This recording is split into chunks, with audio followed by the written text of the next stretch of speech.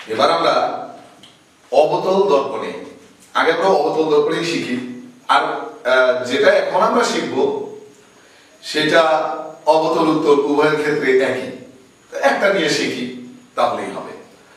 তো আমি বোর্ডে একটা অবতল দর্পণ দেখাচ্ছি, কারণ এর উত্তর পৃষ্ঠে প্রলেপ লাগানো আছে, তোমরা দেখতে পাচ্ছ।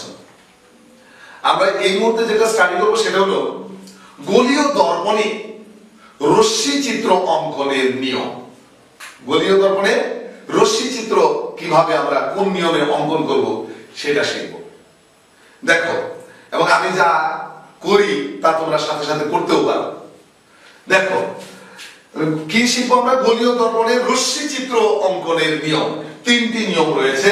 প্রথম নিয়মটা হচ্ছে, এই নিয়মগুলো বইতে লেখা আছে, চিত্র সহ বর্ণনা করা আছে, তোমার বুঝে নেওয়াটাই কাজ। আর বাসায় গিয়ে প্র্যাকটিস করতে হবে, দেখি তো আমি পারি কিনা, এরকম প্র্যাকটিস করতে হবে। গোলীয় দর্পণে কিভাবে রশ্মি চিত্র আঁকবো? দেখো, যে রশ্মিটা, এক নম্বর নিয়ম, আমি কিন্তু নিয়মটা লিখবো না বাংলায়, বর্ণনা করছি। দেখো, কারণ বইতে এটা পরিষ্কার লেখা আছে। দেখো সেটা কি, যদি গোলীয় দর্পণে কোন আলোক রশ্মি প্রধান অক্ষের সমান্তরাল হয়ে আপতিত হয়, লুক এট দ্য বোর্ড, যদি প্রধান অক্ষের সমান্তরালে এভাবে কোন আলোক রশ্মি আপতিত হয়, ধরো এই আলোক রশ্মিটা প্রধান অক্ষের সমান্তরালে দর্পণের একটা বিন্দুতে গিয়ে আপতিত হলো, তাহলে কি নিয়মটা? প্রথম অংশ কিন্তু বলছি নিয়মটা, যে কোন আলোক রশ্মি যদি প্রধান অক্ষের সমান্তরালে দর্পণে গিয়ে আপতিত হয়, তাহলে ওটা প্রধান ফোকাসের ভিতর দিয়ে প্রতিফলিত হবে।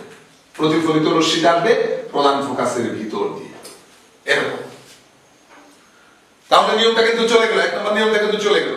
হ্যাঁ, তোমাকে আয়ত্তে রাখার চেষ্টা করতে হবে। চলে গেল তো চলে যেতে দিলাম, এমন না, কিন্তু চলে যেতে দেওয়া যাবে না, ধরে রাখতে হবে, তোমার ভিতরে রাখতে হবে বিষয়টা, ছেড়ে দেওয়া যাবে না। কি বলছি? যদি কোনো আলোক রশ্মি প্রধান অক্ষের সমান্তরালে দর্পণে আপতিত হয়, মানে গোলীয় দর্পণে আপতিত হয়, তাহলে প্রতিফলিত রশ্মি প্রধান ফোকাসের ভিতর দিয়ে যাবে। এই একটা নিয়ম, এক নম্বর নিয়ম গেল। এবার আসো দুই নম্বর নিয়ম। দুই নম্বর নিয়মটা এটার উল্টো। দুই নম্বর নিয়মটা এটার উল্টো। দেখো, আমি কিন্তু ডিরেকশন চেঞ্জ করে দিলাম, এই যে ডিরেকশনটা আগে ভ্যানিশ করে দিলাম। এবার দেখো, কোন আলোক রশ্মি যদি, দুই নম্বর নিয়মটা, কোন আলোক রশ্মি যদি প্রধান ফোকাসের ভিতর দিয়ে দর্পণে গিয়ে আপতিত হলো, আপতিত রশ্মিটাই গেছে প্রধান ফোকাসের ভিতর দিয়ে গিয়ে দর্পণে আপতিত হয়েছে, তাহলে এটা প্রধান অক্ষের সমান্তরালে প্রতিফলিত হবে। দেখছো, তার মানে এক নম্বর নিয়মটা সম্পূর্ণ উল্টো নিয়ম হচ্ছে দুই নম্বর নিয়ম, তাই না? এক নম্বর নিয়ম হলো প্রধান অক্ষের সমান্তরালে আপতিত হলে প্রধান ফোকাসের ভিতর দিয়ে প্রতিফলিত হবে। আর দুই নম্বর নিয়মটা হলো প্রধান ফোকাসের ভিতর দিয়ে আপতিত হলে প্রধান অক্ষের সমান্তরালে প্রতিফলিত হবে। তার মানে এক নম্বর নিয়ম আর দুই নম্বর নিয়ম পরস্পর উল্টো কিন্তু কথাটা, ঠিক আছে? এবার তৃতীয় নিয়মটা কি?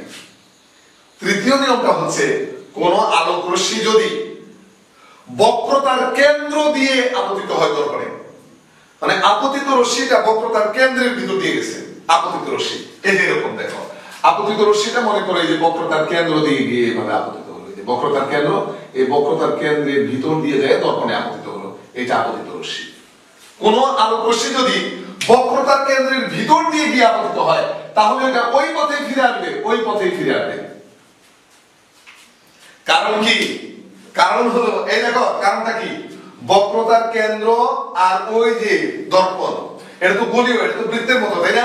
আমরা তো জানি বৃত্তের কেন্দ্র থেকে পরিধি পর্যন্ত যে কোনো দূরত্বই, যে কোনো রশ্মি বা রেখাংশ, সেটা ওই দর্পণের উপর লম্ব, বা ওই গোলকের উপর লম্ব, বা ওই পরিধির উপর লম্ব, আমরা এটা বলতে পারি না? তাহলে লম্ব ভাবে কোনো রশ্মি আপতিত হলে সেটা তো ওই পথেই ফিরে আসে, আমরা জানি, তাই না?